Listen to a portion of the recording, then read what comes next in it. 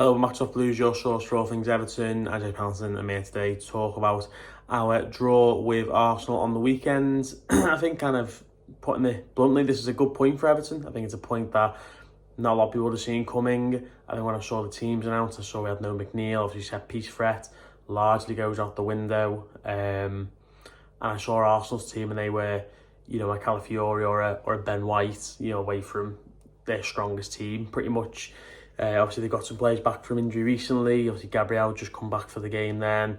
Obviously, Odegaard's been out, he's now back. Obviously, got subbed off in the second half, him and Declan Rice, which is interesting. I think that had a big impact on how we saw the game out relatively comfortably towards the end. But I think when I saw the teams, I thought this is probably going to be a difficult afternoon for us. And I think it just kind of shows where the team has improved over a longer period of time for the last 6 weeks, but I think just kind of since the Man United game, and we've obviously only played Wolves, but I think it was very important so that wasn't a kind of flash in the pan, one kind of performance, and a very different game. Everton were expected to go in attack and beat Wolves, and he did that, both quite comfortably. Could have scored 6 or 7 goals on the night, but obviously ended with 4, which we'll definitely take. Kept a well-earned clean sheet, didn't have too many issues there. And this is a totally different game where Everton aren't expected to attack, they're not expected to go all gung-ho, and if they did, they were going to get torn apart. And I think, you're going through the game and you're looking around and you're saying, okay, Everton have had one chance of their own from Decore after sort of 6 or 7 minutes, and you think, okay, can we do that once every sort of 10-15 minutes, keep Arsenal on the toes, because that means we keep a good structure, keep them at bay. Arsenal are obviously going to have chances. You're going to be indebted to your goalkeeper, you're going to be indebted to your defenders, you're going to be indebted to a bit of luck. That's kind of how I see it, really. I think it's particularly where Everton are at the minute. I'm not saying Everton as a club should go to Arsenal and shut up shop and try and get a point, but where Everton are at the minute, that's what they need to do and be realistic with it, because I think the Emirates, the Etihad, and obviously Anfield, they're 3 grounds where Everton have got a really bad record. Not the only ones, obviously Old Trafford as well, Stamford Bridge, but you get a little bit more frustrated with those kind of games because Everton can go to those places and you feel can go more toe-to-toe with the teams when they're not playing particularly well. But when you go to those teams who've been fighting for the league, they're always right up there. They get loads of points. They always beat us. It's going to be difficult. So Everton had their pretty clear game plan. I think they maintained Arsenal well in the first half. They had a good chance through Odegaard. Brilliant save by Pickford. He also made a good save from Saka after Mikalenko and Brandthwaite got beaten all ends up. Well, both those two did all right, to be fair, on the weekend, but very poor in that moment. And Everton went in 0-0, but I think the kind of thought was that Everton were going to obviously concede, which I totally understand, totally get. I think I was worried that about myself, thinking, Everton go a goal down 55, 60 minutes in here. It's going to be really difficult to kind of turn this tanker around and go and get a goal, but it wasn't by sheer luck. Everton were drawing. The goalie made a good save, and then they've been well structured and doing well. I think I was getting frustrated sort of going through Twitter at our time, thinking, okay, we've done okay there, that's fine. People saying stuff like, some of the football and talking about how bad it is and how much of a nightmare Sean Dyche is. And I just think, we're 0-0 here against a team who are going for the league and have done for the last 3 seasons. Like, we can't go toe-to-toe with them. It was always going to be like that. Yeah, would you like a bit more going forward? Of course you would. You always do. Even when you win games 2 or 3, you like more going forward. So I do get that, but he did what needed to be done to get a point in the game, and if Everton went toe-to-toe, they would have been battered. That's kind of how I see it. Everton went toe-to-toe a couple of seasons, got beat 5-1, tried to play a bit more the season after, got beat 4-0. It's, it's not an easy place to play, not an easy place for Everton to go, obviously. Last season, we went well structured, took the lead through a ridiculous, just a gay free kick last game of the season. Arsenal equalised and they scored a goal which never accounted, last kick of the game.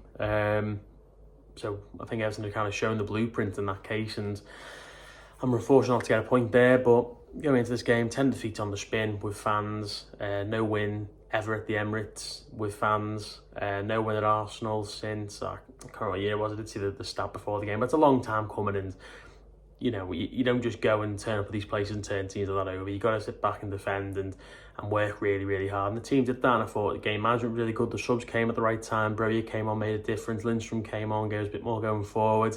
And as I say, when Odegaard and Rice went off, obviously they had a good chance through Saka, but other than that, and obviously the penalty shot, which we'll go on to in a minute, but they didn't have too much. So when their better players go off, it makes a difference.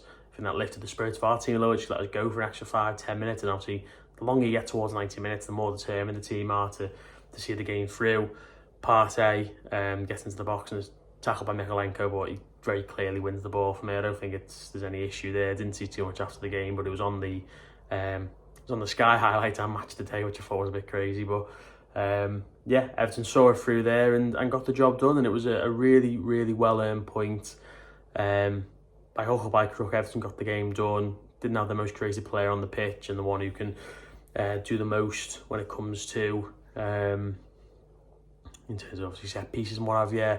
John Pickett after the game, who a lot of people say he always sees him disagreeing with the manager during games, which I find crazy. But then he comes out at the end of the game saying you take a smash and grab against Arsenal. You absolutely do, because that's where Everton are right now. I'd love to see Everton go toe-to-toe with them and put on a decent fight. I think Forest did a little bit of that the other week and got beat 3-0. So that's obviously a Forest team everyone's saying a million times better than us for absolutely no reason. So it's it's interesting, but obviously people are seeing it slightly differently, and that's fine. But I think everyone can agree it's a good point, no matter how you get it. And I know it's not pretty, it's not what we want to watch every week, but we don't have to watch it every week. We won 4-0 last week when we last played. So I didn't come off that game thinking, well, that was another really, really hard watch. It was just a difficult watch and a difficult game, and I'm really glad for the point. It doesn't make a big difference in terms of the league table, in terms of we didn't move up a place, obviously. We're a little while off that at the minute.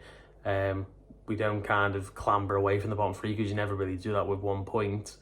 But what it does do is it's a massive psychological boost for the players and for the fans. And going back only a few weeks, people are saying, oh, where's the next win coming from? Where's the next point coming through? Where's the next anything coming from?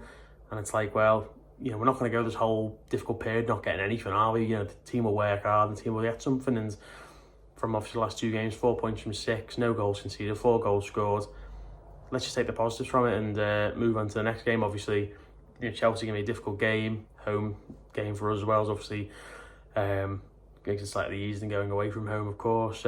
Let's see how we get on there. But I think it's a really good point for us, and it just goes to show that football is not played on paper; it's played on the pitch, and the players did well on the weekend. I think we should praise them for that, and I hope they keep it going. It's not just a flash in the pan, as I say. So let me know your thoughts down below. Who was your man of the match, and what do you think going into the Chelsea game?